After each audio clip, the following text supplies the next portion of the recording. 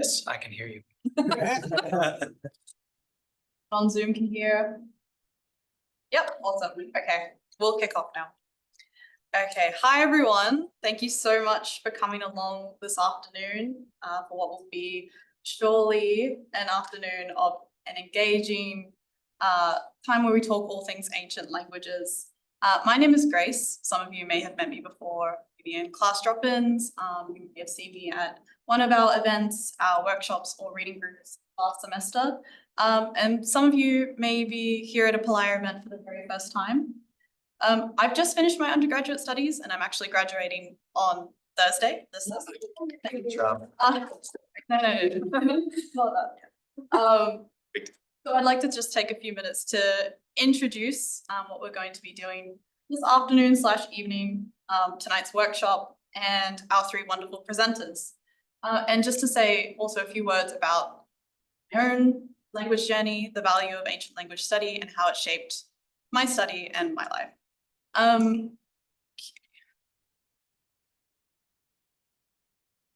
Yeah. So we go. I first like to acknowledge the traditional custodians of the land that we are so privileged to meet, work, and study on today, which is the Wallamadigal clan of the Darug Nation, and pay our respects to elders past, present, and emerging. So, who are we? PALAIA is a relatively new student-led initiative affiliated with the Macquarie Ancient Languages School. It was founded last session by our two co-directors, Gabriel Jower, Ciaran, McAliece, and myself as well. PALAIA, standing for Promoting Ancient Languages in Academia, was really started because we perceived a need within the cohort of students studying ancient history and archaeology for a space to come together in person and connect with like-minded people who are really passionate about these ancient languages, and also to support each other in our own individual language study. As I mentioned, we are affiliated with MALS. So has everyone here heard of MALS? Just pop your hand, no? Yeah, some of us may have not. The Macquarie Ancient Languages Schools runs between the academic semesters at Macquarie. So they offer intensive 5-day language courses in summer, so that runs in January, and winter, so in July. And you can take classes in the languages offered here at Macquarie in Greek, Latin, which is only in winter, Hieroglyphic Egyptian, but you also get the opportunity to study languages that you may not get to incorporate into your degree. So Old Persian, or even things you may have never even thought of studying, like Meroitic and Old Nubian. So it's really exciting stuff. You can visit their website, which is mals.org, if you'd like to learn more about what they do. Get taught by people like us. So that might be a good thing or a bad thing, I don't know. Yes. That's a question. Does Old English fit into this structure of language? We can touch on that later for sure. Yeah. I'd just like to say a few words about my own language learning journey. I began my arts degree here at Macquarie Uni back in 2020, and I was only kind of dimly aware that you could study these wonderful ancient languages right here at Macquarie. And it wasn't, in fact, in the history units that I was studying as part of my degree. So, I majored in ancient history, but it was through making friends, building connections, that I actually encountered a student-led reading group, which is run by Jower here at Macquarie and has been running since COVID. And so I was already encountering a community of language nerds, self-described. And I think after I started coming along to that group, language nerds can kind of relate to this, that once you really get into seriously studying an ancient language, you can get pretty hooked. There is a danger to that. And so I ended up enrolling in all 4 units of Greek. And that was all I was able to do because I ran out of space in my degree. So I discovered too late that you could study these really awesome languages here at Macquarie. And now, having come to the end of my study, I found that studying the people of the past and the things that they wrote down in their language allows you to connect with the ancients in a very uniquely meaningful way. And actually, my Greek teacher, who is going to be here tonight, has unfortunately something else on, but Professor Trevor Evans, who teaches Greek and Latin here, I believe we'll all have met him, he put it best in a talk that he delivered last year. Archaeology can get you inside of a person's skull, but learning an ancient language can get you inside of a person's mind. And that really had a big impact on me. In fact, getting inside of a person's mind is exactly what leads you to develop a sort of historical empathy. This is a term that I encountered at the very last semester of my degree doing PACE, so professional experience, with Tanya Evans. She's also in the School of Humanities here, so you may have met her before. And this is the connection to the real people that we study, the people of the past. And this, more than anything else, is something that I found to be kind of the greatest takeaway from my undergraduate studies. And this has come out particularly in my reading of documentary texts in the original language. So personal letters, inscriptions, things that people have graffitied up on the wall that they never thought anyone would care to look at, being able to really access these texts firsthand. For me, it generates a profound experience of understanding and empathy for another person. And this has impacted me not just in my studies, but also the way I understand and relate to those around you. So studying ancient languages can be bigger than just, you know, helping you do source analysis, although it's really good for that too. But the last thing I'll mention is much more practical. If you're considering doing research, some of you may be already doing research, some of you may be thinking about it, you might be midway through your undergraduate degree. I cannot stress how helpful it is to have a facility with an ancient language that complements your focus area. There is also a lot of work to be done on these languages if you're really interested in the more linguistic side of things.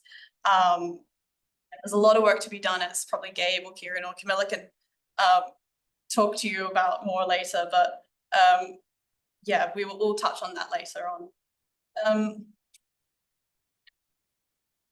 So if you're just beginning your language journey, you're also in the right place.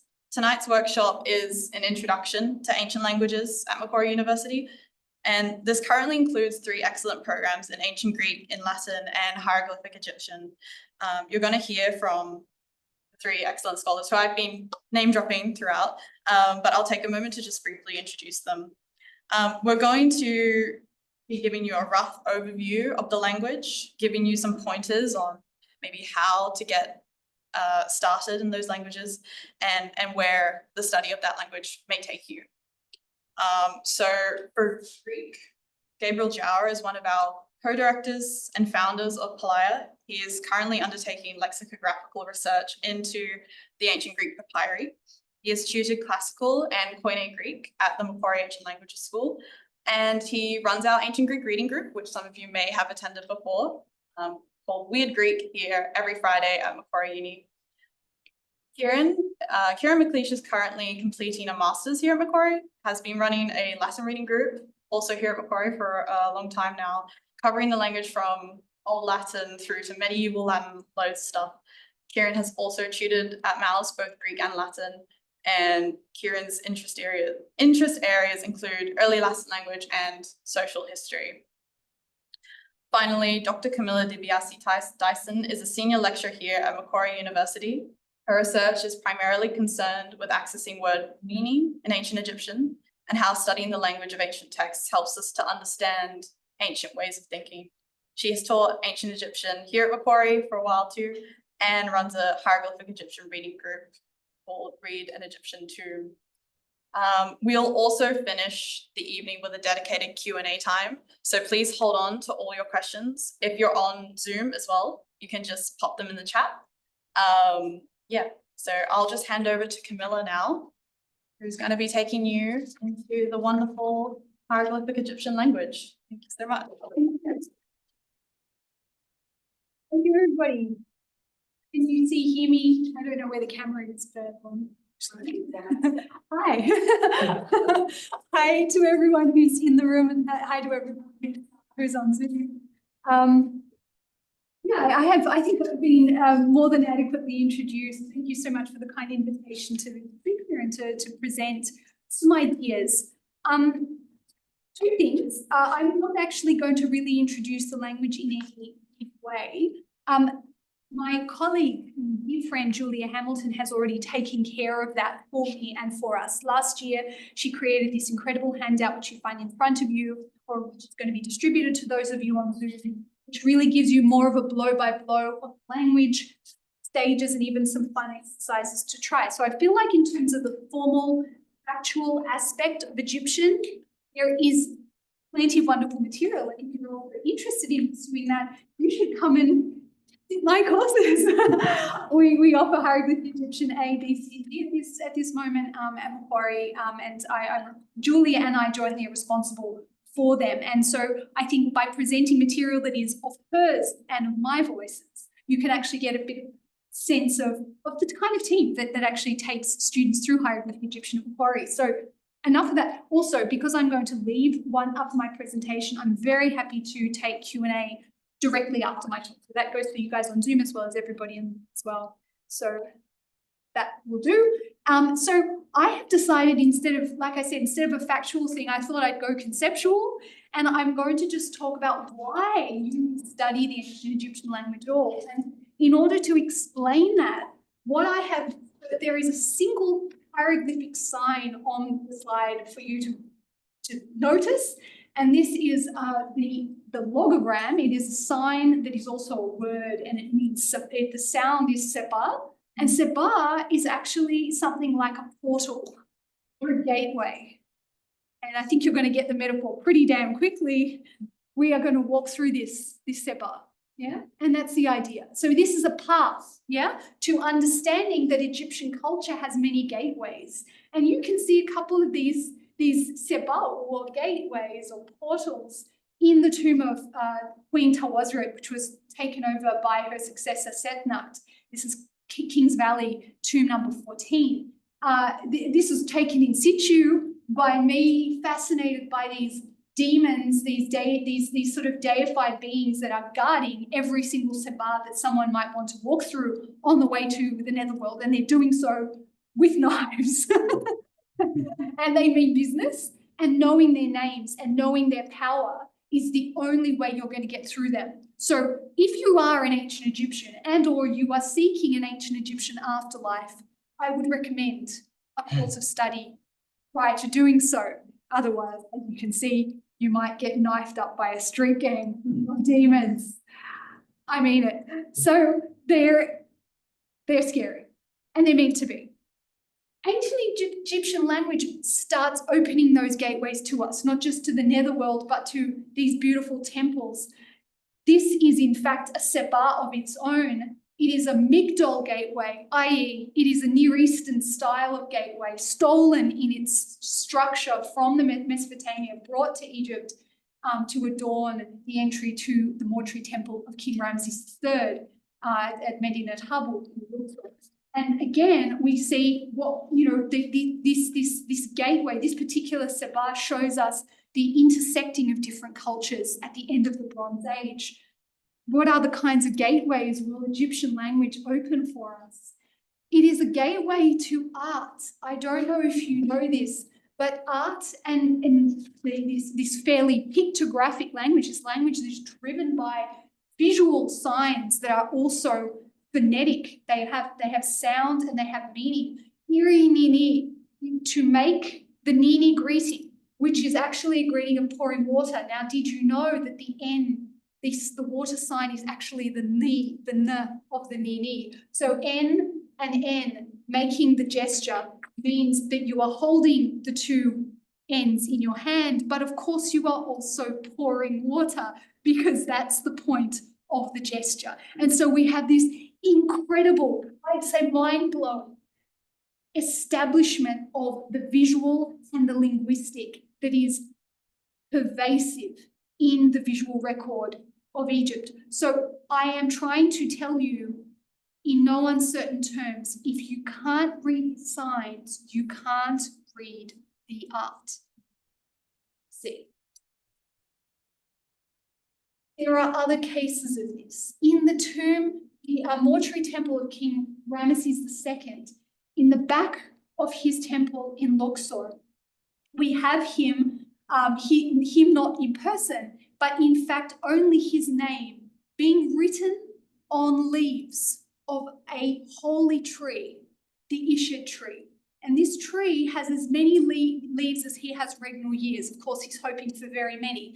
And in his name, Ra Messisu Mary Amun, Ra is the one who bore him, beloved of Amun. It's his name, yeah? And it is being written painstakingly by the scribal god Thoth, who is the god of scribal arts, but also of mathematics and accountancy. He is literally not just writing the name because that's what he's good at, he's also counting the years that the king will have, yeah? And so we have this idea of him writing the name, but also holding a scepter, which is also a word. It is the word for year. And at the bottom of that year word is a number, which is a tiny tadpole, which means 100,000 years. Okay, so again, if you are trained in hieroglyphs, even at a fairly basic level, I teach numbers in week 4. I just taught them last week. My students have already learned Renpet, Geffen, 100,000 years. So even a few weeks of hieroglyphs allow you access to this incredible significance in the art. Of course, an acknowledgement of the importance of signs is also key to discovering politics and political intrigue. If we see whose name is there and whose name is gone, and how that tells us about which pharaohs fall from favor in the course of Egyptian history.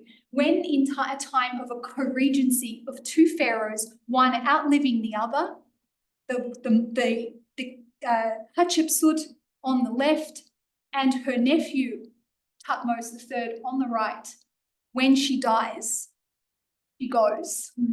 Not only her figure, but also in the cartouche, the protective ring holding her name, also her name. And so finding vestiges of her name throughout the temples that these 2 pharaohs brought together is a way of uncovering the political structure of the New Kingdom. And in fact, within this temple, you can see the politics after her death involved in the changing of the cartouche. They don't just rub out a name, they might replace the name. And who do they replace the name with in this particular instance? With the child of her nephew, who was, of course, that nephew's successor. And so we're not just seeing Thutmose III and his scribes removing his co-regent, he's also trying to establish a watertight succession strategy by changing it, okay? So this can also happen in times of political turmoil, not related to dynastic struggle, but related to theological struggle. So when, for instance, during the Amarna period, in the time of Akhenaten, a lot of names, especially names containing the god Amun, were excised from the record due to the proscription of that god. Probably not just for theological reasons, but also political ones. I can do another talk on that another day. The name of Amun was excised. Of course, that includes the name of his own father, whose name had to then be replaced after he died. So we can see the way that glyphs are so tied into political appraisal of political and theological process. What it also does in a very joyful way for me personally, again, these are all my own photos. So I'm trying to show you also just my own very personal appraisals of how text has touched me. This is a case of a very little tomb of a very minor figure, a man called Amenemone, Amuneminet, in his very little tomb in Gonet Morai, also in Luxor. Inside this tomb, we see a series of inscriptions, all of them done around the time of his death. Some of them are actually hieroglyphs. They're hieroglyphic inscriptions. We can see it around the stela of this shrine. You can see hieroglyphic signs, but around the same time and by the same people, because we have their names, we have his colleagues writing their own names inside the tomb. So we see that those who want to write in glyphs can do so, but those who are more schooled in hieratic, because the hieratic is the cursive script used by most scribes, they could do that too. The more the merrier. So people were just taking out their scribal hits and putting their name. And this man is a wab, a pure one, yeah, a priest, who is also, he's got two priestly titles, wab and itinecha, so he's the priest and the divine father of the Hudnecha, this is actually the temple of Nebmat Ra. So we have actually the King Amenhotep III. Now this is curious because this tomb was built in the time of King Ramesses many, many generations later. So this doesn't just tell us about guys hanging out in their mate's tomb and popping their names up there. What it tells us is that in the Ramesside period, the tombs of the Tutmosis kings of generations before were still being maintained and they still had a workforce. So we're getting so much, these teeny tiny little graffiti are giving us this deep dive into what the world has to offer. And we can see he's the same guy, that Wab priest, he's the same guy officiating as a lector priest. He's literally reading the scroll for his friend. He's holding it out and he's reading it. And his name is again up the top, again, the Wab Itinecha Hipiai, priest and divine father, Piai. So it's a very joyous, he's almost certainly a colleague, yeah, because he works in the same temple as his friend, yeah. So, and I saw quite a few more cases of this when I was in Luxor recently, so I'd love to do a little bit more on this in my own research. And we can also see thought, and I should probably close soon. We have this idea of glyphs not just being about the visual, but also about the content. We have the idea of injuring a person by means of a read on a scroll. And we think, what on earth does that mean? How can we unpack this idiom? Well, we only understand it if we think about it as being a kind of conceptual relation of contiguity. The material for the product, the reed stands for the pen. The material for the instrument for the action, the pen stands for writing. And then the container, the scroll, is for the letter of complaint that seems to be being written and the damage to that person's reputation, because you can't actually damage someone with a reed unless you shove it up their nose, honestly. So I think what we can see is that what we're talking about really is a highly metaphorical and even metonymic idea conveyed in these beautiful wisdom writings. We can also see that access to text gives us access to knowledge. For instance, to the medical papyri. This is a papyrus I prepared with students in Germany for an 18-month period back in 2018, 2019, where we have, for instance, a recipe for calming the vessels when the vessels of the body are inflamed, yeah? And then we have the word another, indicating that it's going to give recipes all of the same group. Where the body is inflamed, it's going to give you a whole series of recipes to deal with that particular ailment. I might just very quickly say this relates to my own research as a undergraduate student at Macquarie. This is my BA thesis, my honours thesis, where I found that there is a man called Amenemheb Mahu who writes an autobiography in which he says that he went all the way up to Syria and back with his king, King Tutmosis III, who we met also in another temple a few minutes ago. Now, everyone thought that he had gone with the king, but I looked a little closer at the grammar and I found that in the first few lines, he is the agent. He says, I did this, I did that. And after line 12, he says, I saw the Pharaoh do this, I saw the Pharaoh do that. And so what I concluded from my research is that actually he met the Pharaoh in Syria and they traveled back together is a far more likely reconstruction of famous 8th campaign of Tutmosis III than had been priorly suggested. It has since been published, thank God, so if you want to have a look.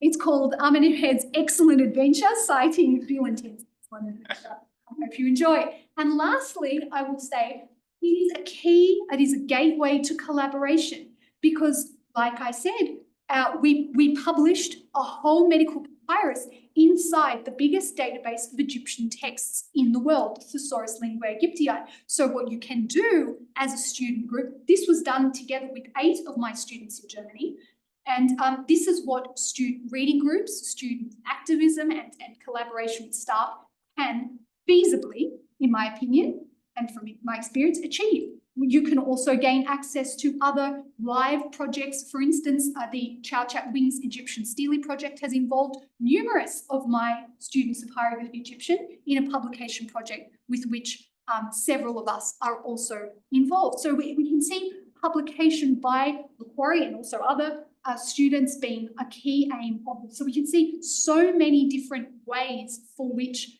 learning an ancient language, Hieroglyphic Egyptian in particular, can offer a gateway to more. And if you want to start, you can have a look at Julie's lovely handout and consider taking Egyptian at the next MALS. So many thanks. Any questions? Are there any questions online? I'll ask in the chat now. Thank you so much, Camilla. That was so stimulating. So your enthusiasm is palpable. It's just, that was such a, yeah, that was great.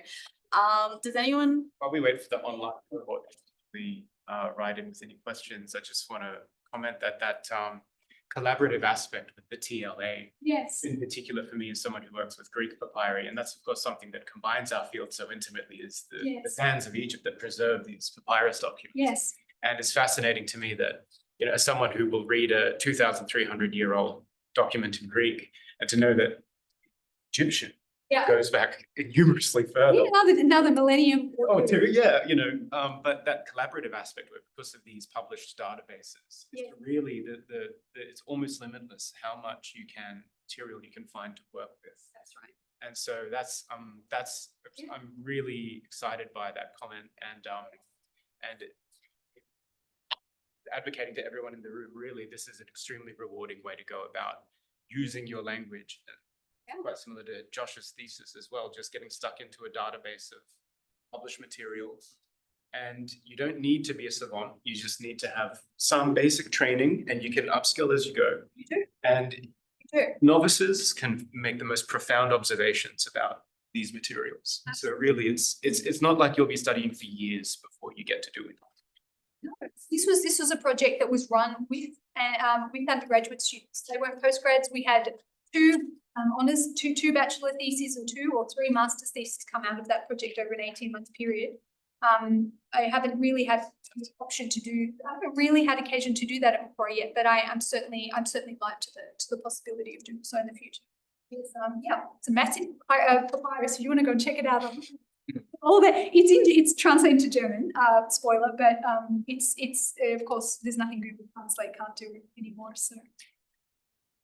We have Questions. No, I think they're all planning to enroll in Hieroglyphic Egyptian. So, any luck? Any questions from the room at all? I enjoyed. Thank you so much.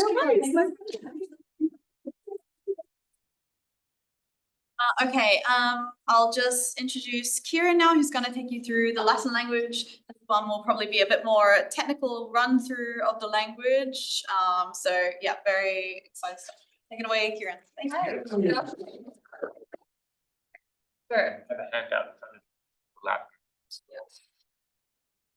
Latin.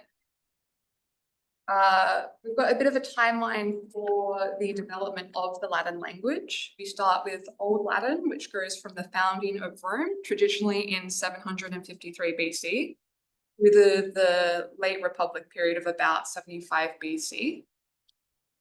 We get Classical Latin, late Republic to the early Empire, so 775 BC through to 200 AD.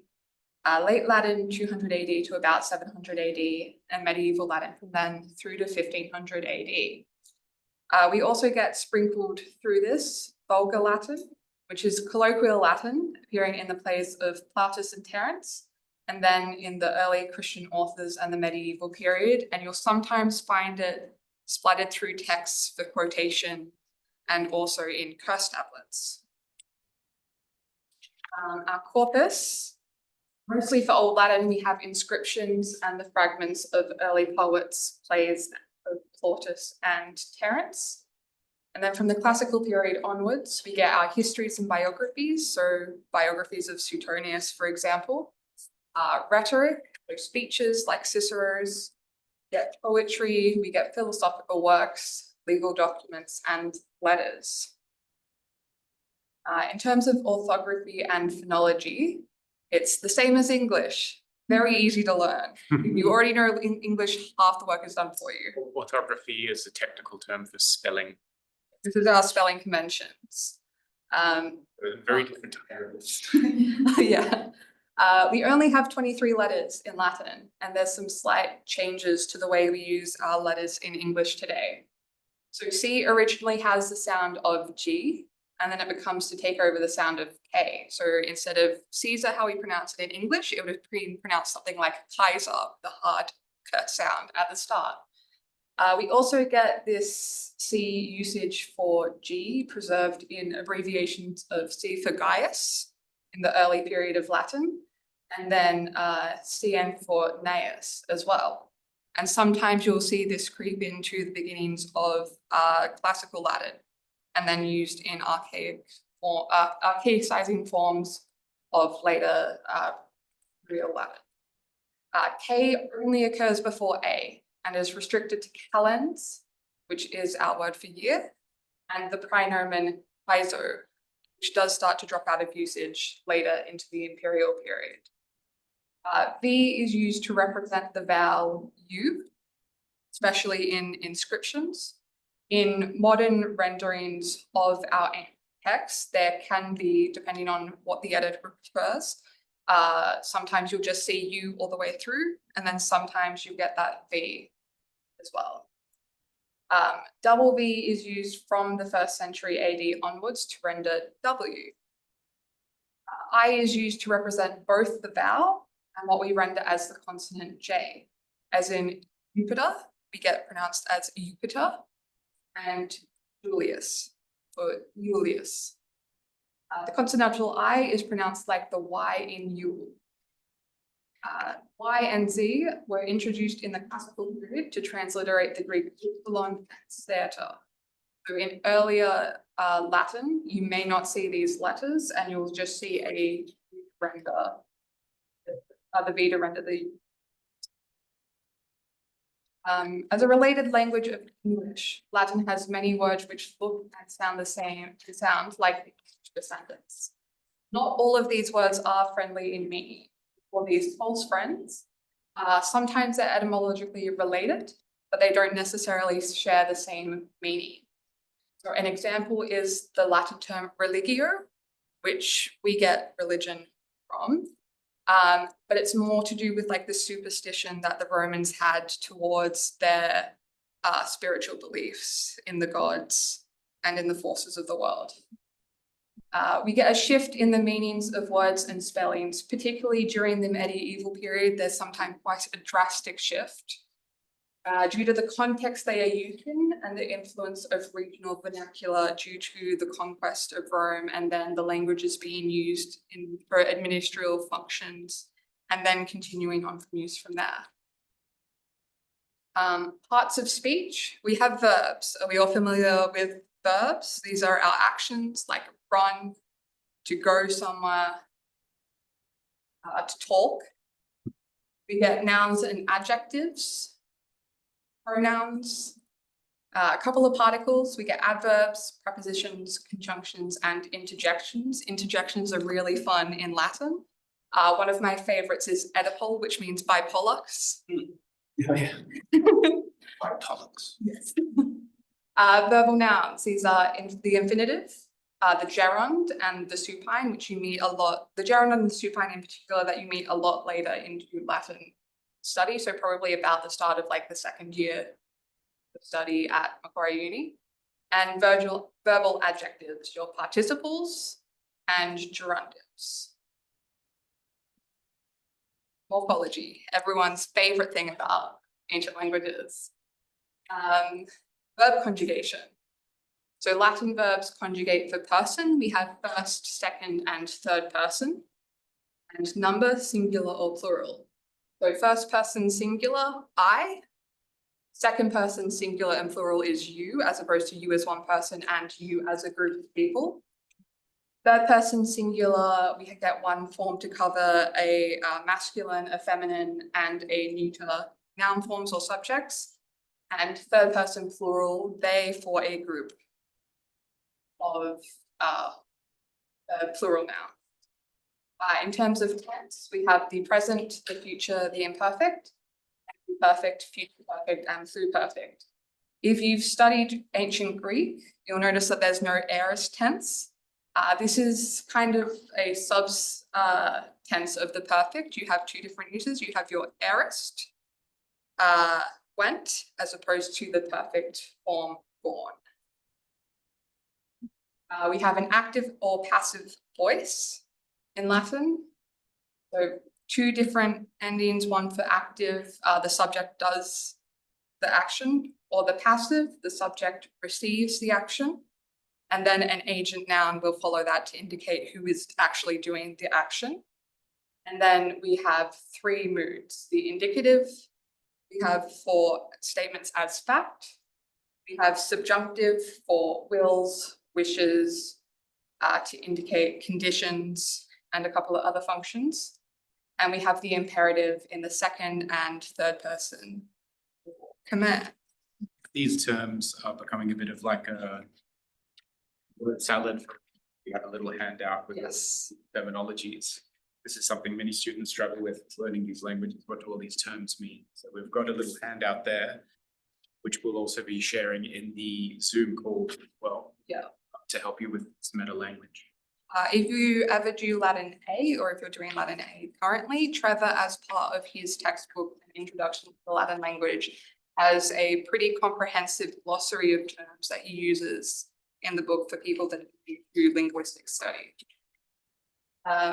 In Latin, we have 5 conjugations that regular verbs fall into, and these are designated by the thematic vowel in the stem of the verb. So the first conjugation, the stem vowel verb is a. So we get woko, wokare, to call. The second conjugation has an e as its thematic vowel, so to warn someone.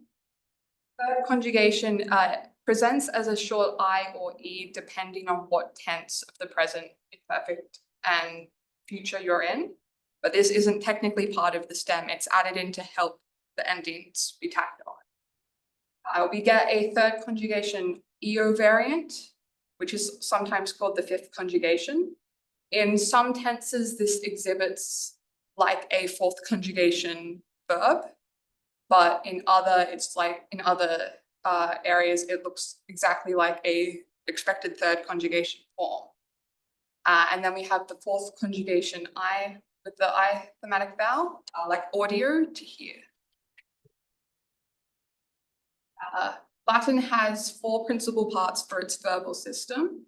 These are the present, active, the infinitive, perfect, active, and supine. And we use these parts to build other tenses and verbal forms. For example, the future and imperfect are made by adding a temporal infix to the present stem. So for the future, this is either a bi infix or an e added into the third and fourth conjugations.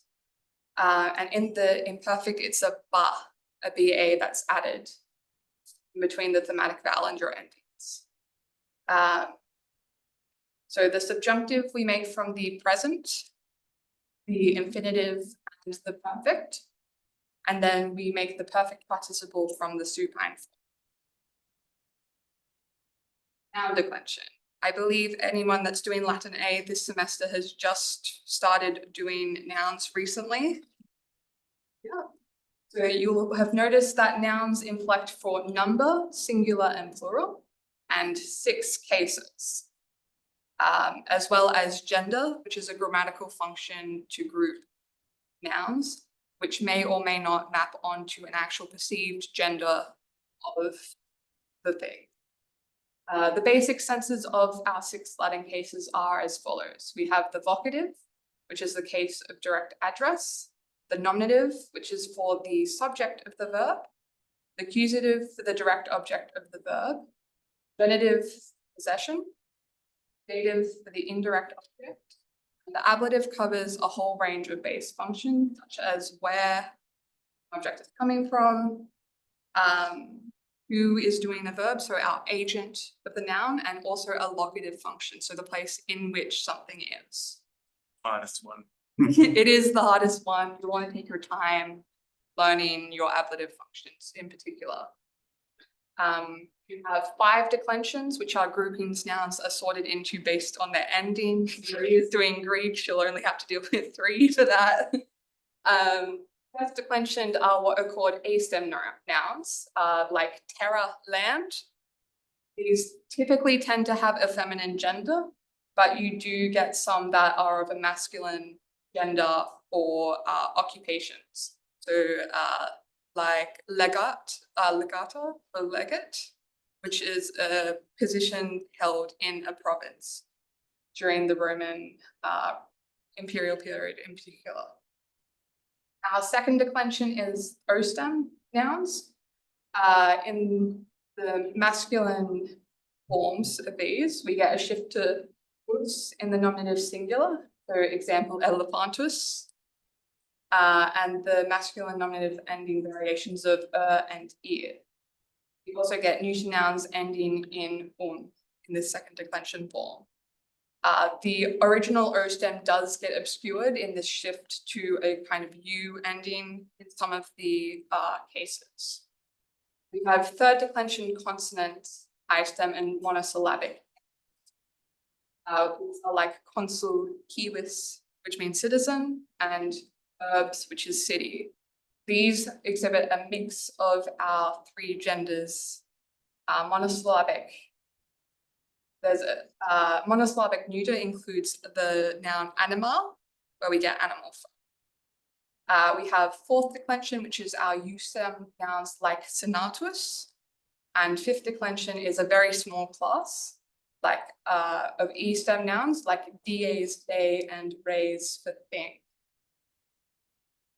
Adjectives are pretty easy, a lot easier than nouns. They'll agree with the nouns they modify in case, number, and gender, and decline only like the first 3 declensional types for your nouns. They are not on the old handout, they're on the newer one, which will get sent out later. First of all, we have our 3 termination adjectives, also known as the 2-1-2 type, because they decline like first and second declension nouns. Example is catus, kata, katum, which means sharp of hearing or intelligent. There's also the subtype of masculine nominative singular endings, like seker, sekra, sekrum, to mean sacred. And then we get a bunch of third declension types. We get 3 terminations in the nominative singular, so each form has a different ending in the nominative singular for the masculine, the feminine, and the neuter, exhibited like in colere, coleris, colere, swift.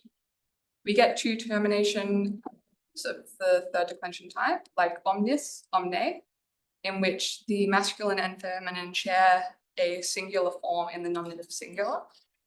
And we get 1 termination adjectives as well, like felix, lucky, in which you get 1 nominative singular for the 3 genders. Be careful with these because the nominative and accusative of the neuter will be the same. And if you're learning your neuters, this is a good thing to remember. Pronouns will agree with an antecedent, which is a noun that comes before, that it refers back to, in number and gender, but not necessarily in case, as a grammatical function may be different. For example, we have relative pronouns. These introduce a relative clause, take the case of their role within it. And then we get the genitive of is, ea, id, which is what's called a weak demonstrative pronoun, meaning that, this. It also functions as a third person pronoun, and you'll see the genitive specifically as the third person possessive as well. Syntax, we get a standard word order in classical Latin is subject, object, verb, and the word order is less fixed in medieval Latin. The word order is flexible for emphasis and is particularly flexible in poetry for meter and emphasis, and results in a bit of a Yoda-like sentence structure if you're going to translate it directly to English. In general, third-person verbs agree with the subject number. For the neuter plural nouns, they'll take a third-person singular verb agreement. Adjectives generally come after the noun they agree with, unless they are adjectives of size or quantity, and then they come at the start. Prepositions come directly before the noun they modify. We don't like to split these apart. And conjunctions and words introducing subordinate clauses are positioned at the start of their clause. So the relative pronoun qui, quae, quod, which means which or who, will come at the start, and then you'll get another verb that may be subjunctive, may be indicative. You may get a subject change in there as well. So for example, the dog bites the elephant, in Latin would be canis elephantum mordet. Can any of the Latin aid identify what the subject is? Yes, Wyatt. Yes. So the dog here is the subject, it's nominative singular. Do we have an object here? Elephantum? Yeah, is our object. It's in the accusative case and it's singular. And then we have our verb mordet, it means bite. And it is third person singular active, agreeing with the number of bites. And it's got an active that et to indicate that it's going to take a direct object. What about this sentence here? An elephant is bitten by a dog. Elephantus cane morditur. Anyone see any differences between this and the last sentence?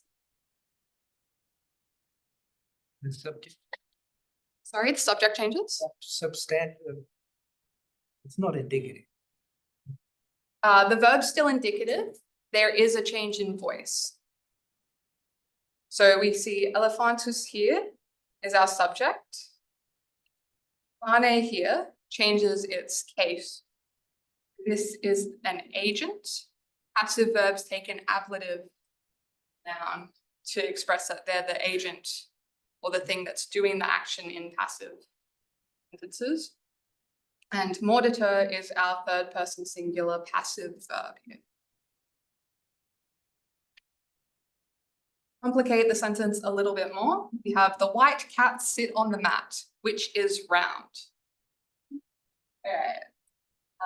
Can anyone tell me anything about our first two words, alluri, albi? It looks like Greek, yes. So ailurus is actually coming from the Greek word for cat, ailuros. Which means curly tail, twitchy tail. Yes. Just learned that Greek cats are twitch tails. There is a later Latin / medieval Latin word for cat, which is catus, which I haven't chosen here because it is not classical Latin. What about Felix? Felix, it usually is for wild cats, and it's a feminine noun. Because the scientific name is Felis domesticus, right? Yes, it is. All right. Can anyone tell me about the ailuri albi, what case number gender this is? You can base it on the English as well. Plural case nominative. Yes, Sorry. it is. Number. Yes, it is. Very good. So we have a subject and adjective here. Albi from albus, alba, album, which is white. And note that they're in agreement, as ailurus and albus both first, second declension masculine, plural, nominative, and here. We have in the mappa here, This is a preposition and an ablative noun, which is also known as a prepositional phrase to indicate in the Latin word, the Latin preposition can either mean in or on. And then we have sedent here.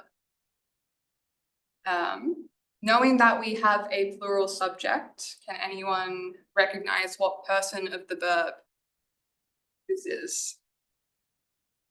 Third Third person plural, very good. The third person plural ending nt to agree with our subject and adjective complement at the start of the sentence. And then we get quae here.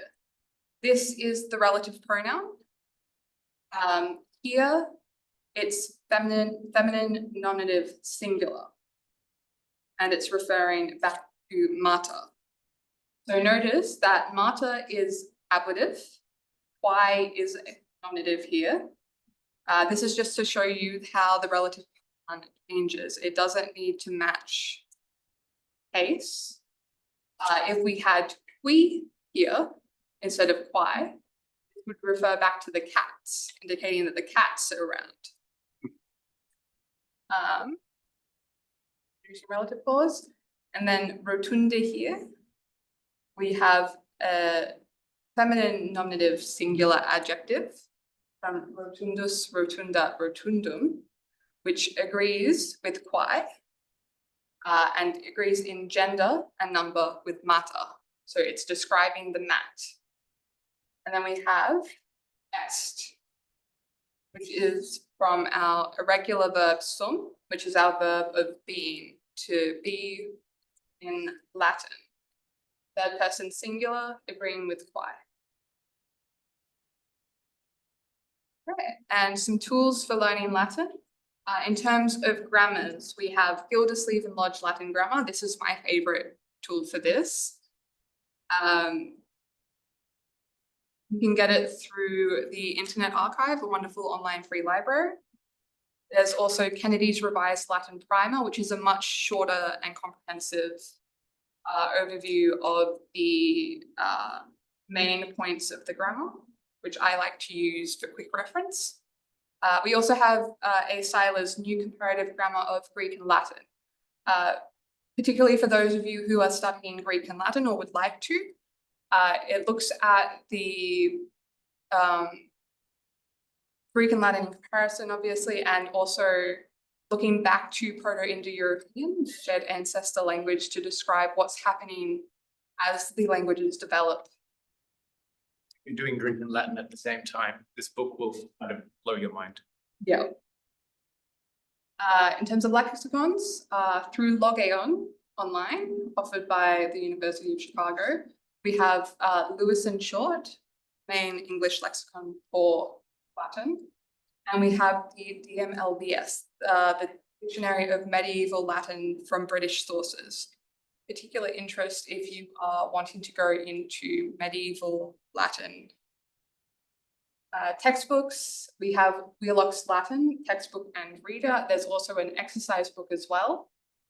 It's very good to use in conjunction with whatever course you're doing, I've found. Pasaias, I believe you said this is going under reconstruction.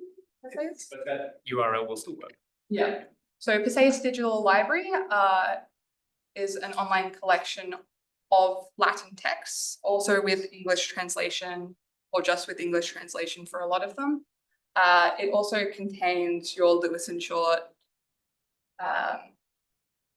And then for internal materials, if you're studying through Macquarie University, we have T.B. Evans and G.I. Young Evans, an introduction to the Latin language. This is one of the best textbooks on offer. As of yet, not published, but if you want to.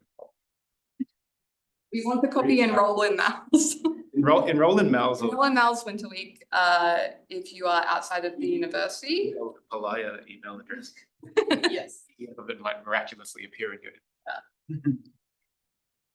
Thank you for your time tonight. I hope this and later question time will help clear up some of your questions about Latin. And I hope you will enjoy later study. Thank you so much. We will get to all the questions. I know we have a question Zoom chat. We will get to that during the Q&A. Although, Marion, I think you said you were leaving early.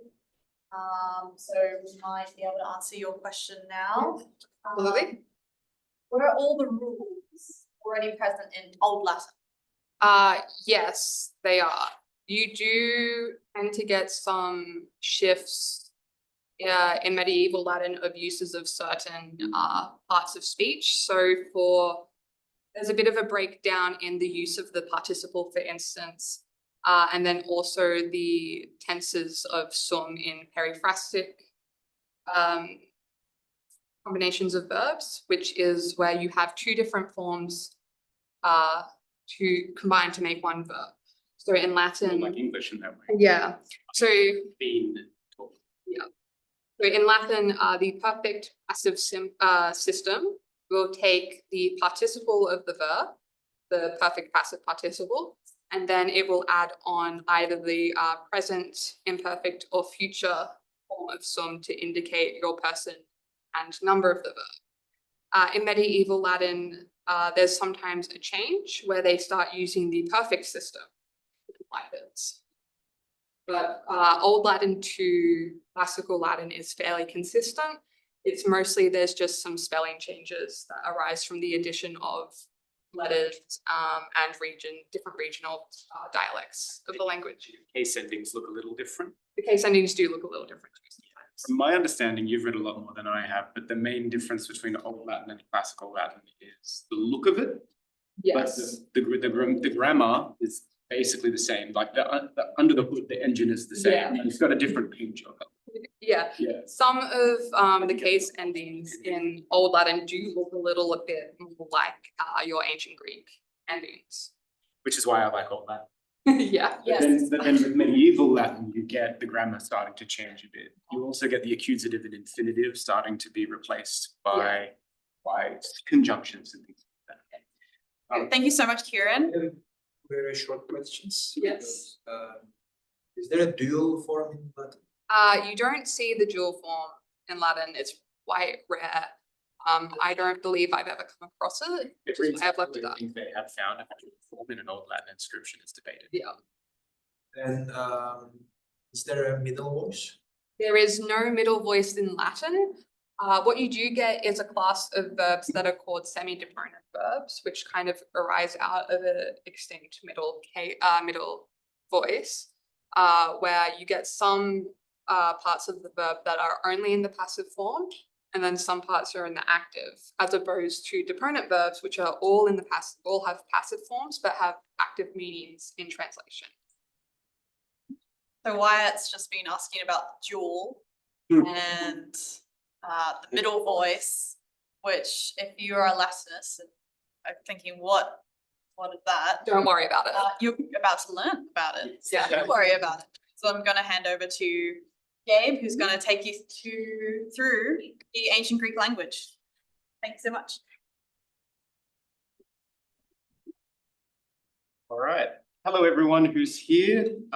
So, yep, I'm Gabe. I love Greek. Josh loves Greek, but not enough to stay for my talk as he has to leave. I do love Greek, but You have a thesis to write. Yes, I have a thesis to write. Well, You've all heard about two languages tonight. One is Hieroglyphic Egyptian, which I think for most people listening and most people in the room probably is extremely exotic and almost alien. And the wonderful stuff Camilla had to say about how reading a hieroglyphic text is a three-dimensional experience, you know, like the numbers for the years of that pharaoh literally cascading down that stela that we looked at. And then Ciaran guided us through Latin, which is, to be fair, sort of the default ancient language I think that a lot of us are exposed to. We probably all went to high schools and primary schools that had Latin mottos. Harry Potter has like kind of fake Latin in its spells, which makes you cringe. And so the thing about Greek is sort of in between these two languages, I find, that it's got this exotic element to it, not as exotic as hieroglyphic, but you know, the alphabet seems different and You know, the words seem a little bit less recognizable. It's when you hear people pronounce authentic ancient Greek like Attic Greek, it sounds bit quite strange. But also it's a bit more familiar than hieroglyphic Egyptian, isn't it? It's you know, we all learn about things like, you know, Socrates and Plato and, you know, the Hellenistic period and things like that. And so because ancient Greek is sort of stuck in this middle ground in between Latin, it's super familiar for a lot of people until they start trying to learn the grammar, and then they start losing their hair, if they have any left. So basically, because it's in this sort of liminal space in between a familiar bunny ears, ancient language like Latin, and a really strange alien one like Egyptian, what I want to do with this talk is to basically show you that actually Greek has a lot of stuff that's quite familiar and accessible to us as English speakers that we can work with, while also still being extremely rich and mysterious. And so we're going to go through the grammar a bit, like how Ciaran guided us through Latin, but we're going to do it fairly quickly because a lot of it is similar to Latin. And instead, we're going to look at the things and features of the language that are scary and the things that are not so scary. And I'm looking at the horrified face of someone in the room who's currently studying Greek. Yes, there are some scary things. Now, the reason why we're looking at a chart here, this is not a pie chart, as you can tell. That's not what pie charts look like. It's a Proto-Indo-European chart.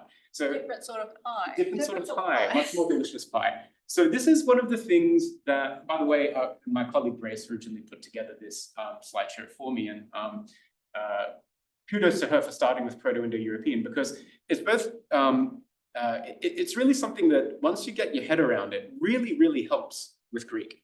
Because yes, Greek seems like an alien language. It's all Greek to me, right? That phrase literally comes from Greek. But it's actually related to a lot of languages that we're exposed to all the time because it's a Proto-Indo-European, it's an Indo-European language. So Proto-Indo-European is a reconstructed language that was never written down, but we know it exists because we can see familiar features in it in all of these other languages, like Germanic languages, like English and German, Faroese is up there, Romance languages like Latin and modern French and Spanish, and as well as Hindustani languages, like Urdu or Hindi, Slavic languages, Russian, Polish, Iranic languages like Farsi and Tajik. And so when we combine all of these similar features, we can reconstruct this language Proto-Indo-European, even though it was never written down. And Greek is full of features that we see in other Indo-European languages. So when you read Greek, and we're going to come back to this, you'll see it happen again and again and again, that there's a word that seems familiar. And if you look into it, you'll see, oh, sure enough, it's descended from the English word, or this French word, or this German word, or this Sanskrit word, it's descended from the same language. So there's actually a lot more familiarity to Greek than might seem at first, but you just sort of scrape the surface a bit. Now, so that's one thing about Greek that seems scary, but is familiar. This next thing about Greek seems familiar, but is actually kind of scary. When we think about Greek, we think about the classics, don't we? We think about the dialogues of Plato. We think about the Attic drama. We probably also think about the New Testament and the Greek translation of the Old Testament. You know, the overwhelming majority of Christian scripture was originally written in Greek. But the fact is, the corpus is actually much larger than that. In fact, the corpus of ancient Greek is larger than any other ancient language. In fact, if you were to add up the corpus of, and I can say this now because Camilla's left the room, although the statistics back me up on this.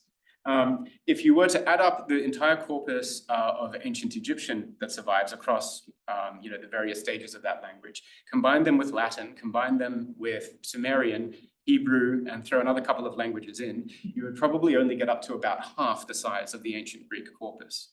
It is by far the largest corpus in terms of the amount of ancient Greek that survives. And that's for a few reasons. One, it was in use for a very long time. We have these stages of it.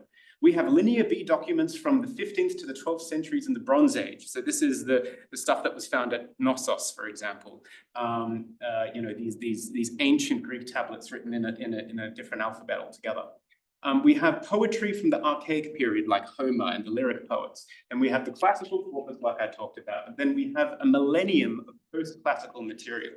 not just biblical material, but we have medical texts, we have philosophy, we have prose novels, we have post-classical poetry. And then, of course, like what Grace was talking about before, we have the enormous amount of documentary evidence. More than 1 million ancient Greek papyri have been preserved under the sands of Egypt, and as of yet, only about 40,000 of them have been published.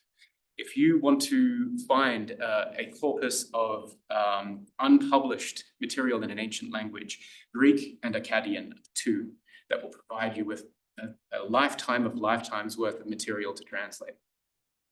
The oldest Roman. Sorry? What's the oldest Roman? It comes from the, I believe it's like the 6th, 7th century. That's stuff you talk about. Yeah, it actually is quite late, but the oldest piece of Latin we have is about 1,000 years after the oldest piece of Greek, about 800 years, if you're including Linear B. Yeah. Now, so that's something that you thought was simple, but is actually kind of scary. Here's something that you probably think is scary, but is actually quite simple, which is the Greek alphabet. So one of the things that I hear the most when people talk about learning Greek is they're kind of scared of the alphabet. Now, someone that, as a group that was just exposed to hieroglyphs about an hour ago, I think we can all agree that this is nowhere near as scary. The fact is that the Greek alphabet, 80% of the time, is the same as our Latin, modern version of the Latin alphabet that we look today.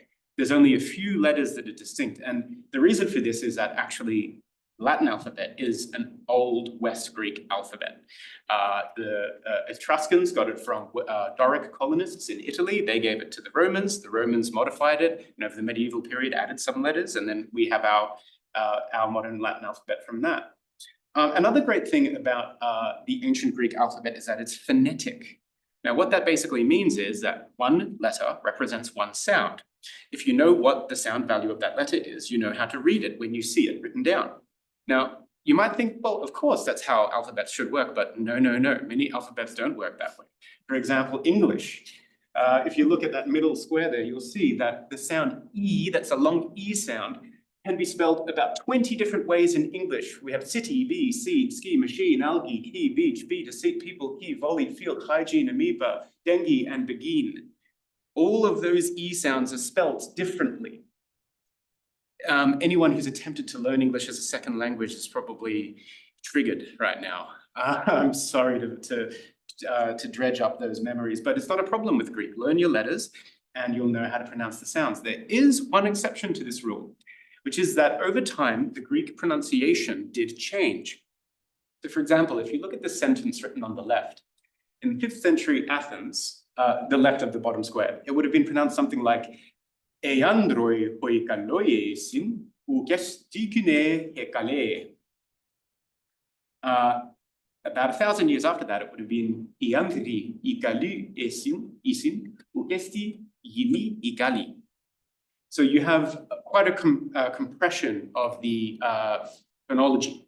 Now, this is only going to be an issue if you want to read these papyrus documents or these inscriptions that we were talking about, because what they did in Greek was they liked to keep their spelling the same. The way that it was phonetically spelled out in classical Athens, they kept spelling their words this way by convention, even down to modern Greek, down to today. But less educated authors would often make phonetic misspellings that you're only really going to be able to understand if you know about these sound changes. But that's a niche issue and shouldn't be a problem for too many people. Something that will be a problem for quite a few readers of Greek is the polytonic accentuation system. What is a polytonic accentuation system? It basically means you have a whole bunch of squiggly lines and dots that you can write above or below your letters to tell you how it was pronounced. Now, there's quite a few alphabets that we have in use in like for European languages today that have polytonic accents. French has, I think, 2 different accent types. You and the other one. Yeah, the other one, exactly. But Greek goes even further. Greek has 3. It has the acute, the grave, and the circumflex. Now, the acute was traditionally thought to denote a sharp rise in pitch, nomos. The grave was traditionally thought to denote a subtle rise in pitch, so something like toetos. And the circumflex was traditionally thought to denote a rise and a lowering in pitch. Greek had this kind of cascading accent that it would sometimes use. Now, the reason why they needed to mark this was because sometimes the only difference in the meaning of a word would be indicated by what the accent is doing in that word, where the accent is and what type of accent it is. So for example, look at these two nouns we've got here. And this is on the handout, actually, if you need to refer to this later on the second page. Nomos is a pasturage or a region, but a nomos, it means law or region. You need to know where the accent goes to know what these very different words, which of these two very different words you're dealing with in the Greek text. It can get even more complicated than that when it gets to the accentuation of Greek verbs. So look at these three examples here. We have, I'll do a classical pronunciation. We have paideusai. That's a command. That means learn it. But then we have paideusai. That's an infinitive form. It means to teach someone something in the aorist tense. And then we have the form paideusai. And that means would that he or she would teach. It's an optative form. It's a very unreal form. Now, this is something that, at a glance you might think, oh my God, that's so complicated. But I just want to offer you guys this sort of small sort of crumb of optimism that imagine if they hadn't invented this accentuation system. If you were a native speaker, you would know. But fortunately, in antiquity, they developed this system of polytonic accentuation to help learners of Greek know how to pronounce the word so they knew which word they were reading. And so that actually makes our job more manageable today as modern readers of this ancient language. Now, speaking of words, there's another thing that's quite scary about Greek that a lot of people don't talk about. Greek has an enormous vocabulary. The ancient Greek language offers us lots of words that we need to get across. The standard lexicon that we use, which we call the LSJ, that stands for Little, Scott, and Jones, the three primary editors of this lexicon, it has 116,000, nearly 117,000 head words. Now, that's a lot. For reference, the quintessential Latin dictionary, the OLD, has about 40,000 head words. So there's 3 Latin dictionaries for 1 Greek dictionary, not that we're comparing. Again, to put that into perspective, it could be worse. The Oxford English Dictionary has 600,000 head words. So it's not as bad as English, which is a theme that you can see is a recurring theme for this talk. But this does present some difficulties. One of the reasons why there's so many words is the same reason why the corpus is so large. Greek is used over such a long time, and you get new words coming into use and old words dropping out. And then sometimes it comes full circle and old words will be resurrected. In fact, this happens a lot. So if you want to say the word for donkey in the classical period in Greek, you would say onos. That's a donkey. Now, if you're in the post-classical period, so if you're talking from around 300 BC, let's say the first few hundred years of that phase to about 1 CE, 1 BC, 1 CE, around there, you would use the term hypozygion, which literally means a yoked thing, actually. In modern Greek, it is gaidaros. There you go. But before we got to modern Greek, there was an extensive period of almost half a millennium where they decided they preferred the classical word again. And so if you're reading something from the Roman period, particularly from the 2nd century CE on, you're more likely to see onos come back. So you need to learn 2 words for donkey, or 3 potentially. Now, you can see also that there's an extensive vocabulary that has very specific usages in Greek. Greek is really wonderful in terms of how specific its words can get. If you have a pain in your chest and you're going to the doctor in ancient Greek, if the doctor asks you, where in your chest are you experiencing this pain? You could tell them just with one word that it's in the steathos, the upper torso, the sternon, the center of the chest, the mastos, 1/2 of the chest, or thorax, the general chest area. It hurts all over my chest. You could also just use any of these words to just refer to your chest in general. There's a pain in my chest. My heart is breaking. You'll see authors use any of these terms. So what I'm saying is you're going to have to get used to looking up words. if you want to read ancient Greek. It's just something you're going to have to get used to and not be too frustrated by when you look up a word only to find, oh, it's a synonym of another word that I didn't. Now, syntax. Okay, this is something, we're back in the territory of things that people traditionally thought scary about Greek, but I actually think isn't too bad. Now, syntax, it just means word order, how we string words together to make sentences. Now, like in Latin, there is a flexible word order. In fact, it's even more flexible than Latin. Greeks were kind of more loose and carefree with that sort of thing, unlike the very rigid Romans who like to have fixed rules for things. So for example, look at this example sentence I've got in the top left. There's hoaner tonele panta estie. You can probably see a theme with Ciaran and my example sentences. So hoaner tonele panta estie. The man eats the elephant. Hoaner is a man and he's the subject. Tonele panta is the object. Okay, and STA is the verb. So it's a lot like English in quite a few ways. The subject is first, and then there's the object. The difference is the verb is at the end there. It's a bit more, it's the man, the elephant, he eats. But we can kind of read that in order and understand the meaning. Look at the next example. Ton elepanta estie hoaner. So if we read that word for word in English, it's the elephant eats the man. Okay, ton elepanta, the elephant eats the man. Now, but it's actually, what it means in Greek is the elephant is the one the man eats. The man is still eating the elephant. It's just the emphasis is on the elephant. Okay. Now, this is something that Greek can do because, like Latin, it has a very rich system of morphology, which we're going to get to with the next slide. But so that seems scary. But there's things in Greek that are actually quite easy, in my opinion, like when we have clauses. So we have conjunctions in Greek, like when, until, so, because, in order to, right? These are conjunctions in English, and we have them in Greek. And Greek does a thing just like in English, which is you're talking, and then you want to introduce a clause, like a temporal clause, when something happened, purpose clause, in order that something would happen. And so you introduce that clause with the conjunction, and then you keep on reading, and everything that happens after that is what's in the clause. So it's actually just like English. Look at this example at the top, temporal clause. Emeinan, sorry, accent is wrong. Emeinan, I waited. Heos elte, until he came. And see, heos is our conjunction, and then we get the clause after that. It's just like in English. Now, you might take this for granted, but actually there's quite a few languages that don't work this way. I've studied languages where you'll only know that something is in a clause because of a tiny little particle they throw at the very end.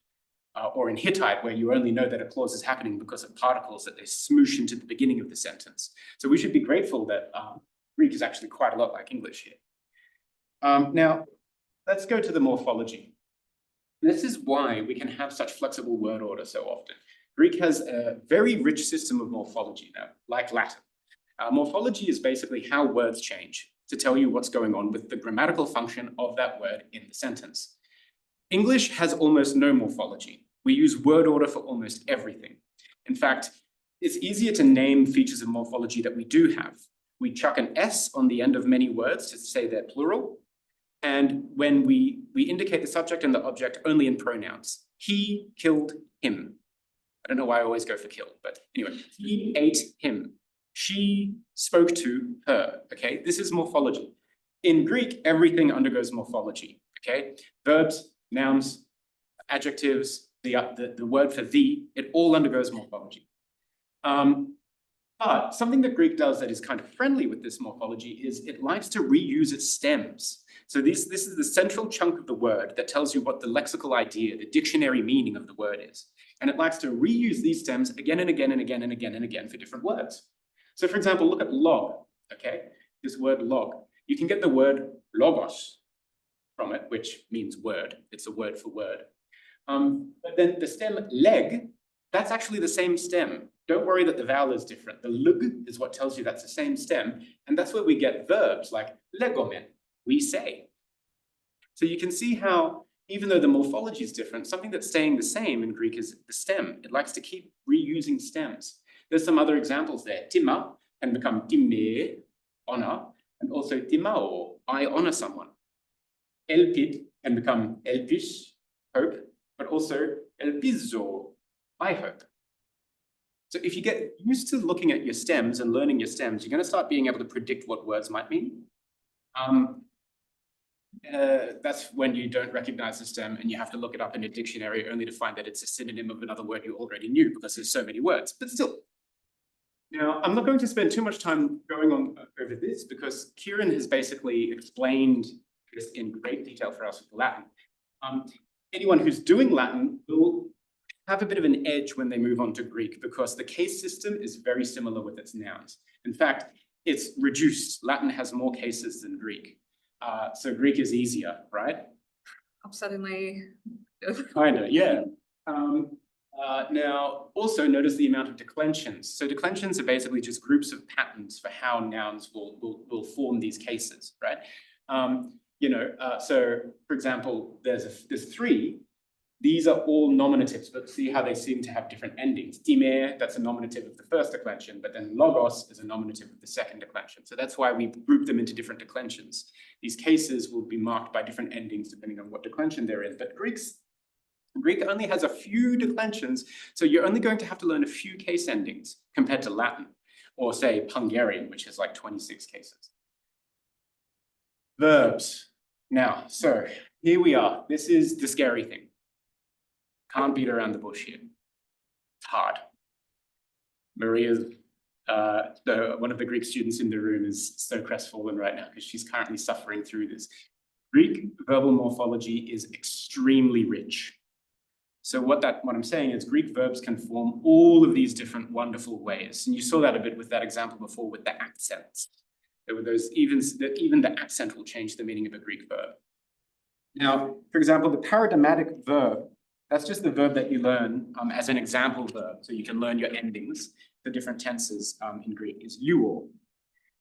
Now, in theory, this verb luo can take something like, it's written down somewhere here in the handout. It's a ridiculous number of different forms. I can't find it, but you can, 238 different forms of the verb luo, yeah. So that means there are potentially 238 different ways that luo, the verb luo, which means to loose or to free, can form. But you're not going to have to remember all of these because there's patterns. Basically, what the Greek verbal morphology is doing is just telling you the person is at first I luo, second you luo, third he, she, or it luos. Is it singular or plural? Is there one or is there numerous ones? There is a third option for when you're just saying 2 people do something. It drops out early on in Greek, so you only really need to learn it if you want to read like Homer or some other poetry and some of like Plato. But it's good to know that it's there because you might meet it after you've forgotten it exists and you'll be very confused. There is a dual number. There's 6 different tenses. There's 3 voices, active, passive, plus a middle voice. So the dog speaks to the elephant, active. The elephant is being spoken to by the dog, passive. And then the dog is speaking, middle. Okay, so Greek has a separate voice just for that. And we've got the moods, which we've got the same 3 that Latin has, the indicative, subjunctive, imperative, and then there's a sneaky, scary 4th one, the octative. And if you think that's too many moods, so did the Greeks. They actually stopped using the octative around the 1st century CE, but annoyingly poets and like educated Greeks wanted to show off how good their grammar was by continuing to use it in like their treatises and whatnot. So actually, if you're reading Byzantine literature, you might still need it. Now, so you might be thinking, oh my God, that's just too much to deal with. I can't handle it. Well, there's a system that you can use that will help you with the Greek verbal morphology. And it's basically accepting what's hard and focusing on what's easy. So for example, look at these 2 examples in the middle, luo and luso. Okay? One is the active forms in the present tense. That's the first line, luo, lues, lue, luomen, luete, luusi.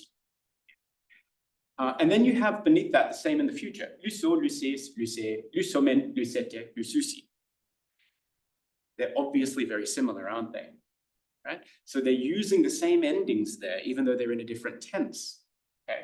And this is a pattern that's going to keep repeating itself with Greek verbal morphology. You're going to notice that there's endings, there's suffixes, there's things that get reused again and again and again and again. So as you start learning about Greek verbs, really what you need to focus on is not the 250 whatever different forms that it can take, but rather the much reduced set of moving parts that Greek uses to form its verbal system, okay? So that's a journey, that's something you'll undergo as you start learning Greek. I won't go over that in detail here, but it's just good to know that up front, that there is a system that makes it easier. Okay. Just that sometimes the parts move a lot. Yes. Now so that's the thing that's easy. The thing that's hard, well, you basically need to learn the stem of each Greek verb 6 times. When you learn a Greek verb, you need to relearn it 5 more times. And that's because part of these different moving parts that Greek uses to form its verbs, one of them is the stem. And sometimes the stem will change in ways that you just can't predict. Sometimes it's easy, like look at the example luo in the top line of the bottom square there. So these are its 6 principal parts, its 6 different stems that you can meet. Luo, luso, elusa, leluka, lelumai, elutein. So you're super familiar with Greek yet, but you can see things that are pretty similar there, right? And you can see how there seems to be an underlying system that you could use to kind of help you learn your different stems, right? There's always a new, it seems like there's a logic to it. Well, look at the example below that. The first 4 principal parts for the verb of carrying in Greek, pero, I carry, okay, not too bad. What about the future tense? Oiso. What? And then the aorist, the past tense, the simple past, goes to enenkon. And then the perfect goes to enenoka. So this is the thing in Greek that is just hard. I can't give you any kind of like secret tool for making it easy. You need to learn each Greek verb 6 times. You need to learn the stem 6 times. Just get used to it. Get used to learning your 6 principal parts.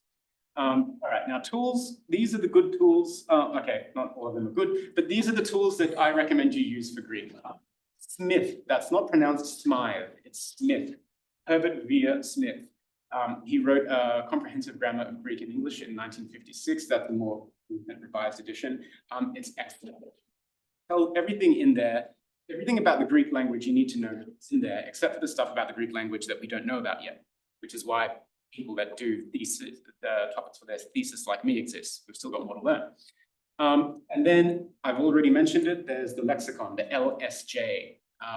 So that's, that is a monument of Victorian scholarship. It's a huge lexicon.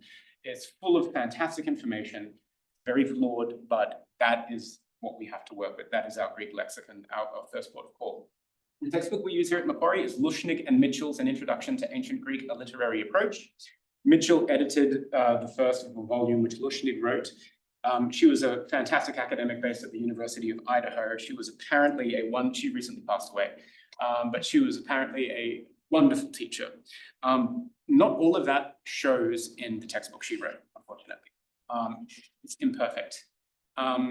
But it's what we use. And to tell you the truth, as someone who's learnt a few languages by now, you don't need the perfect textbook. You just need a textbook. Grab it, learn it, and then learn its flaws as you go. And look, I'm here, I've learnt a lot of Greek and I use Lushnig. So that's my statement on Lushnig. And yes, there's the PALAIA digital library. Basically, the Greek canon is enormous, but about 90% of the literary canon, 80%, can be found online on the searchable Greek database of Greek and Latin text, PALAIA archive made over at Tufts. It can be a bit difficult to search in Greek. You don't have a Greek keyboard, but there's very good YouTube videos out there that just teach you how to use a text parser that's built into the website to search in Greek on PALAIA. Yes, and actually, Logeon isn't on that list, but everyone, if you want to do It's on Ciaran's. it was on Ciaran's list, Logeon, that online dictionary that Ciaran had on their list, is you can use that for Greek as well. It's a Greek-Latin online database, and it's very good. This is how we do Greek at the moment, in this moment at uni. There's Greek A, B, C, and D. I recommend you immediately enroll in all of them at once and cancel your plans for the next 2 years. Now, if the benefits that you'll get from this are manifest, but particularly, you'll find them to be particularly useful grounding in Greek if you, for your history studies, want to study obviously classical Greece and the Hellenistic and Roman period. Something a lot of people fail to mention is that Greek was one of the official languages of the Roman Empire. Roman Empire was bilingual. It used Greek and Latin for everything. If you're interested in Rome, you will need to know Greek, as well as Latin. Learn Latin if you want to study Roman history too. But it's also essential if you want to learn about early Christianity or Byzantine history. And if you're interested in epigraphy or papyrology, it is a must.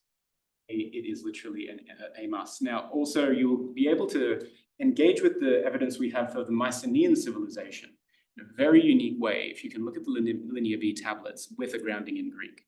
You'd be surprised how many people who work with these tablets don't have that. Now, to finish us off with our sort of talk about languages, I'd like to do an exercise with the group. And the purpose of this exercise is to basically show that Greek isn't so scary. And at the end, you may disagree with me. You may be traumatized.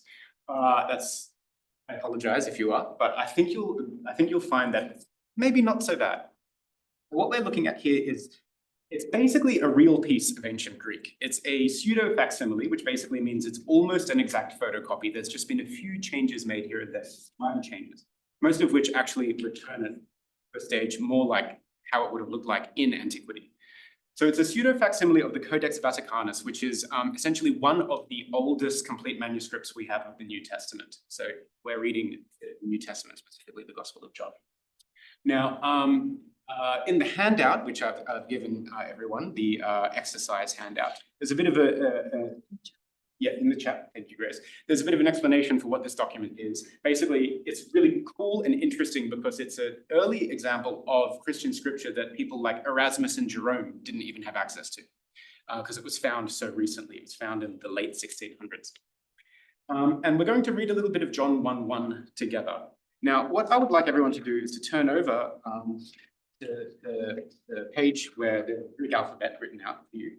And on the left, you've got the traditional Greek alphabet there, basically what the sound values are for them. And then on the right, you've got basically a chart which is showing you what the specific letter forms in the Codex Vaticanus are, how they map onto the Greek letter forms that you're familiar with. Most of them are the same. The main thing that's different is all of those letters that look like a C, that's a sigma. But this is called, this particular type of lettering is called uncial scripts, and uncial lettering. It's very easy to read, but this is real. This is how this document was written. Probably 1600 years ago is when it was written. So we're going to read some real ancient Greek together. Now, so what we're going to do, and I might get Grace to keep an eye on the chat in case anyone online wants to offer offer anything in this process, is we're going to start from those of you who have a Bible studies background probably have an advantage here, maybe. But we're going to start trying to read it as a group. And I'll give everyone a hint. Okay, first of all, before we begin, you'll notice something we need to talk about. Where's the full stops? Not there. They don't exist. Where are the spaces? All right, I'll get you to do a bit of the best line Wyatt. So what we have here is what's called scripta continua. And this is the default way that the Greeks liked to write everything until basically like the Middle Byzantine period. They didn't need spaces, they didn't need any punctuation. One of the few things I will concede, the Latin-speaking Romans were better at. Yeah. This isn't a problem if you're learning Latin.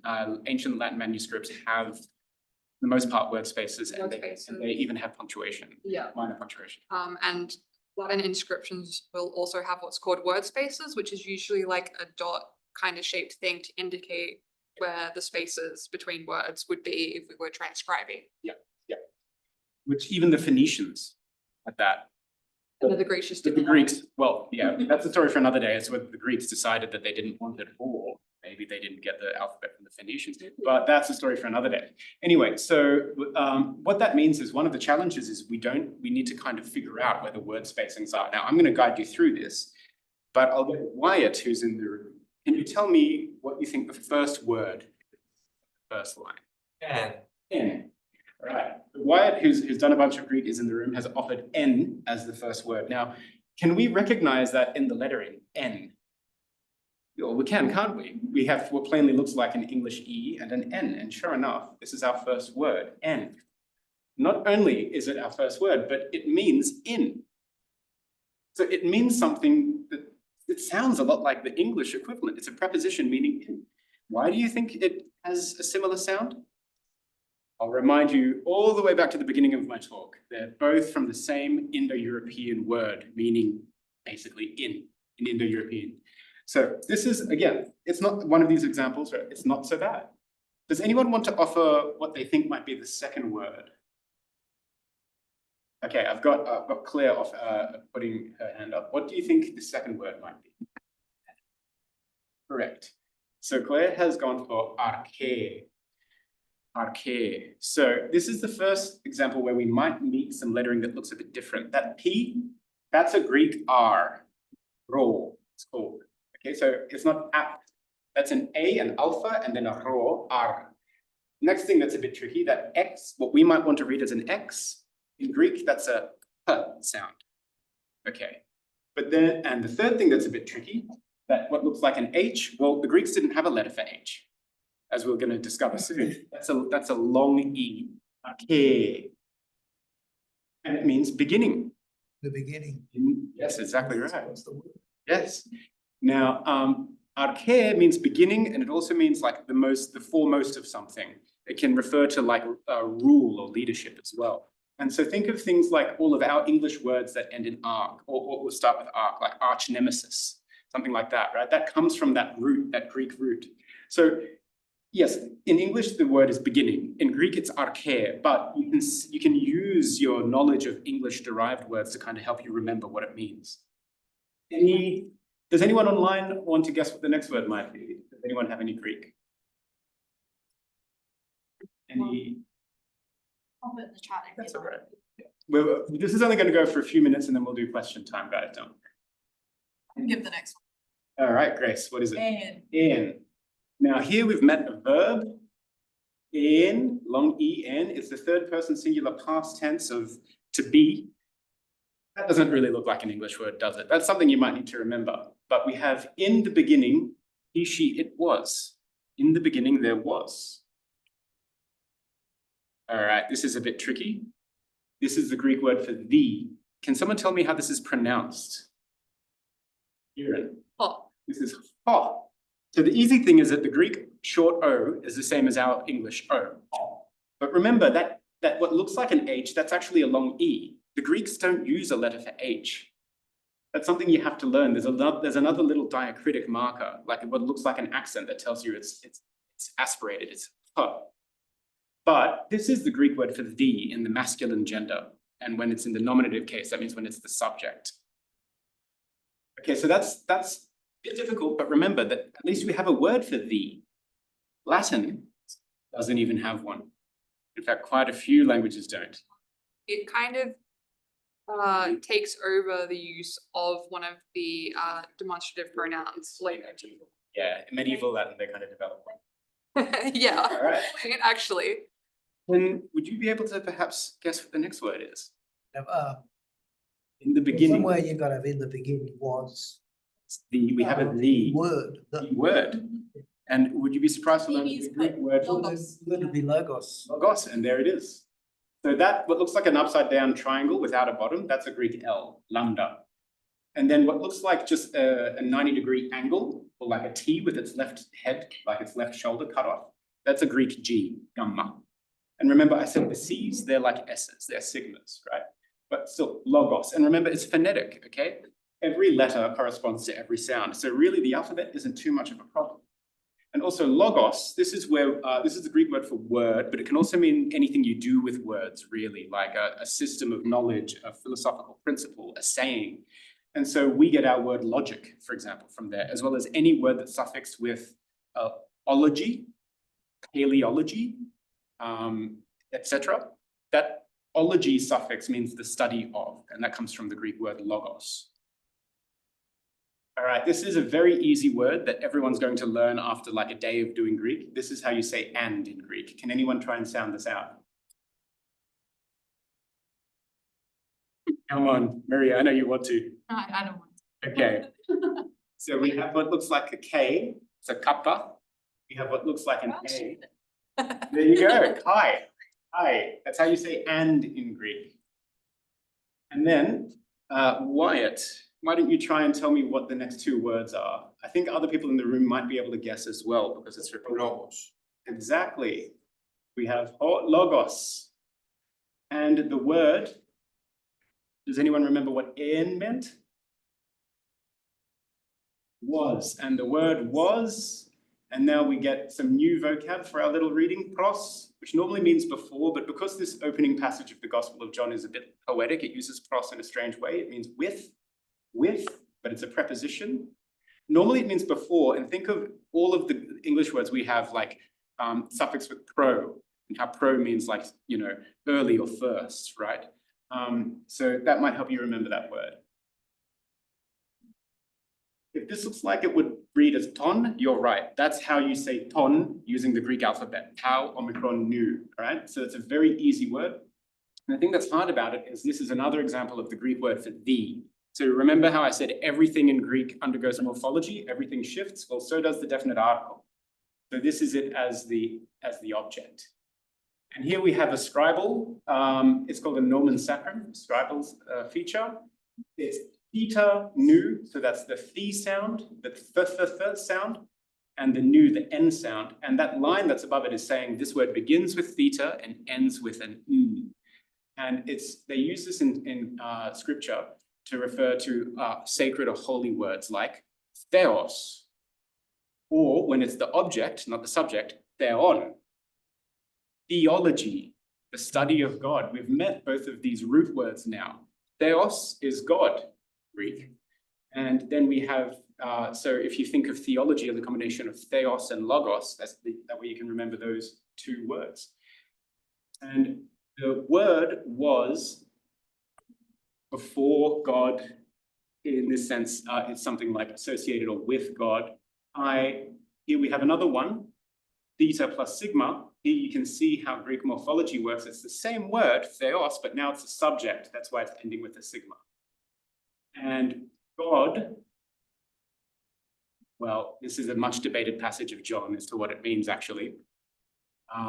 Because it's not ho theos, it's not the God, but it's a God is what the Greek is saying. Theos was ho logos, was the word. So this is commonly translated either as the word was God, or because God isn't definite there, it doesn't have a definite article, you could argue that it's more of an attributive usage, and it's something like the word was divinity or the word was divine.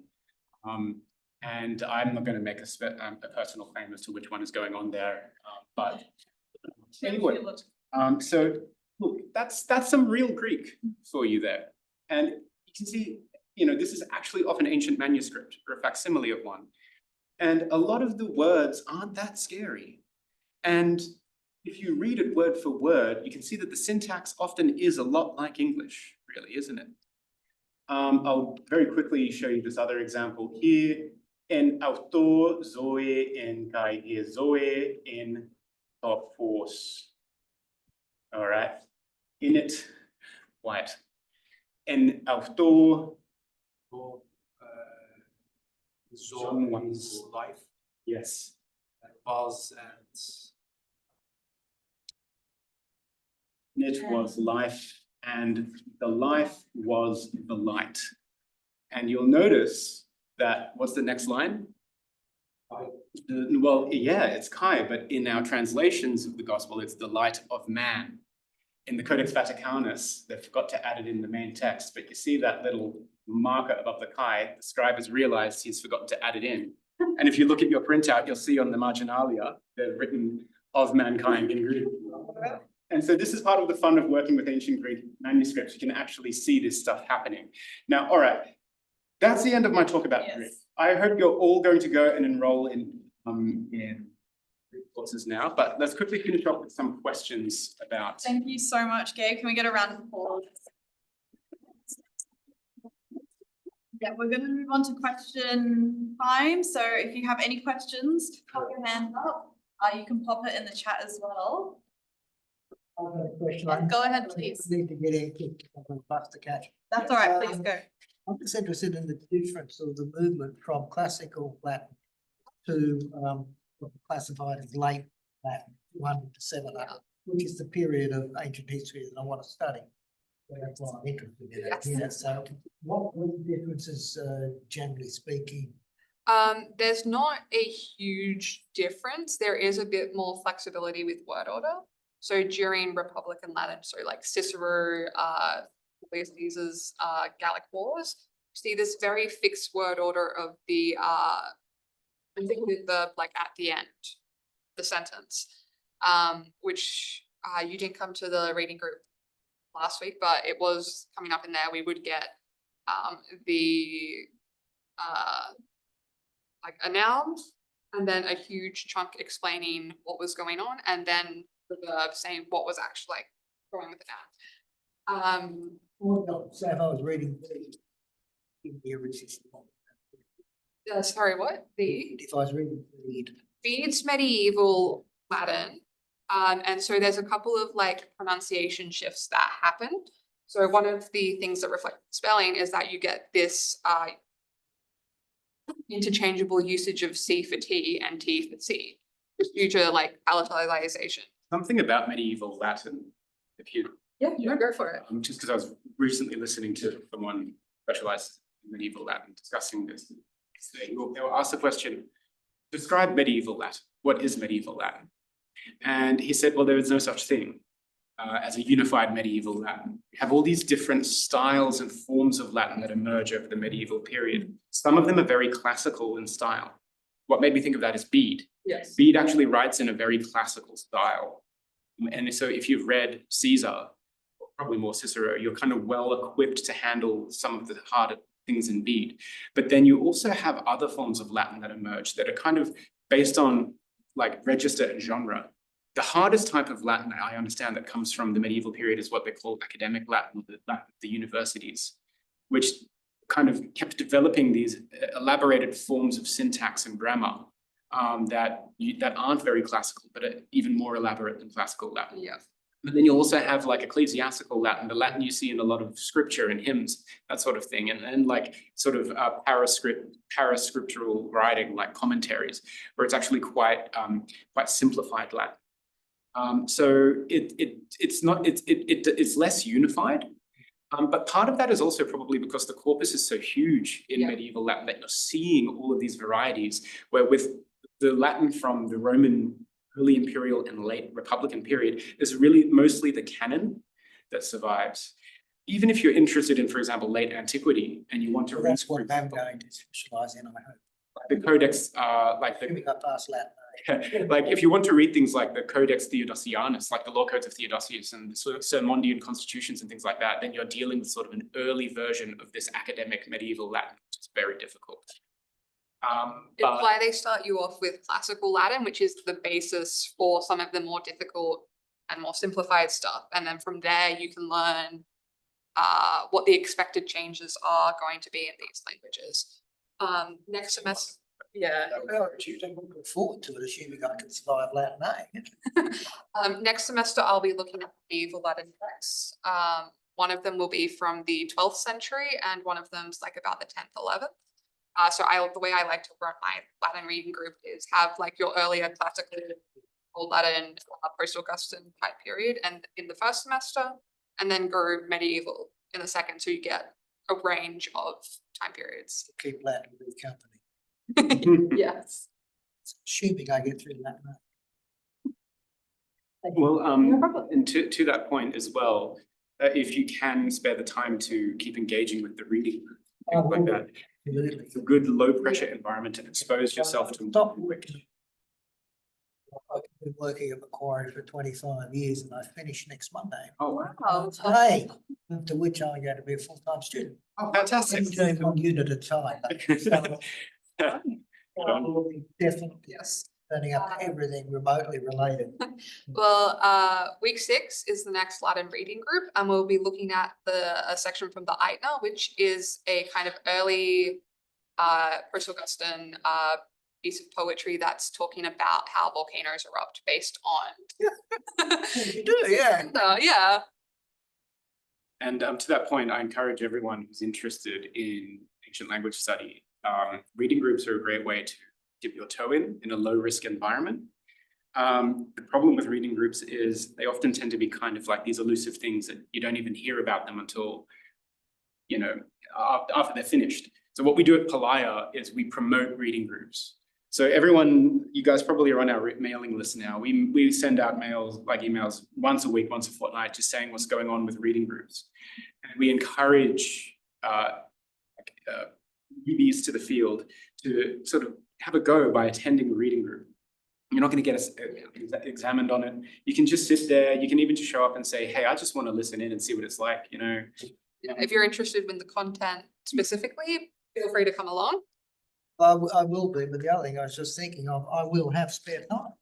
But again, looking at from the administration of the group and the distribution of stuff, I've just been thinking about how frequently I get things and Yeah. you know, how possibly, you know, could be different or something, I don't know.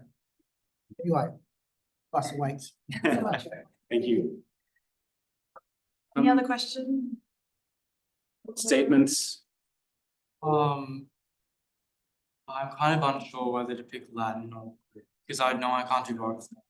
But I'm interested in like sort of medieval Christian texts, but also then I start to think like ancient Christianity is kind of cool.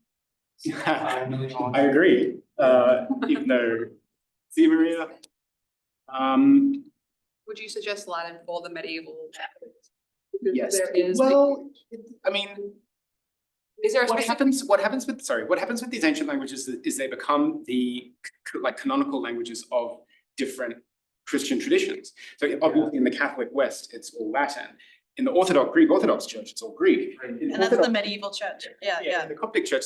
But yeah, look, if it's like continental Christianity, or even things like the rise of like Protestantism is an entirely Latinate phenomenon, depending on where your interests are. It's hard to say. It's hard to say don't bother with Latin. Latin, it's impossible. Latin is super relevant and will always pay you back in dividends. If you're really interested in early Christianity, it has to be Greek. And with option number 2 being Coptic, and then probably Latin being number 3. Claire's our Copticist. Yeah, I kind of was thinking of Coptic, but I saw something that said it wasn't happening this year. Not for this year. Oh yeah. Mal's, the Macquarie Ancient Languages School, will be offering Coptic this summer session. Winter session. I don't even know what time of year it is. Yeah, so, and I highly encourage you to enroll specifically in that one, even though I love Greek and I love Latin, because Coptic is becoming harder to find someone who'll teach you. But we do it at Mal's, and Claire is running a Coptic reading group for us This Friday. this Friday, number 2. You're more than welcome to come along. Something about Latin, because I'm a Greekist, I love promoting Greek. And I fell in love with Greek, so I just want everyone else to have that experience. But something with Latin is it's a very good entry point for these languages, because the grammatical features that you'll be struggling with in Greek, as well as if you want to learn something like German or something, for example, it's all in Latin. But Latin there's so many resources, and there's things that do help you with your learning, like the vocabulary is pretty easy for the most part. The script is the same. I know I've just been harping on about how the script is not a problem, but you know, these little things will help you get into it. So anyway, that's. Well, I did see something that said like Latin sort of overall helps you understand how language works, even for English. It kind of helps you with the whole language almost. Yeah, so one of the things that people often struggle with when they start trying to learn these languages, particularly, I don't know what your background is, but if you're a native English speaker and you've never learned another language, been exposed to one much, is wrapping your head around how different grammar works. It's very hard. Yeah, I think I got the grammar, but I just stopped like learning it because it was just, I don't know, I just do that a lot. Get into my language and then stop. Sounds like a course would be good for you because it kind of forces you to stay engaged. So look, that's all the information there for you. Look, they're all winners though. They're all really rewarding. Do both, but not at the same time. Yeah, no, I'll do that. Come along to the reading groups. Yes. I think I will. Precious. See you. Yeah. I think I need Thank you so Of much. course, yeah, I think we'll wrap. Yeah, I think. I don't have any. Okay, all good. Yeah, I think we'll wrap if Yeah. there aren't any more questions from the chat online, which there don't. I don't think so. be. So we'll Thank call you it a so day. much. Thank you, everyone. Thank you. Stay tuned for our next event. Thank you so much. Hey, glad to hear. Thank you.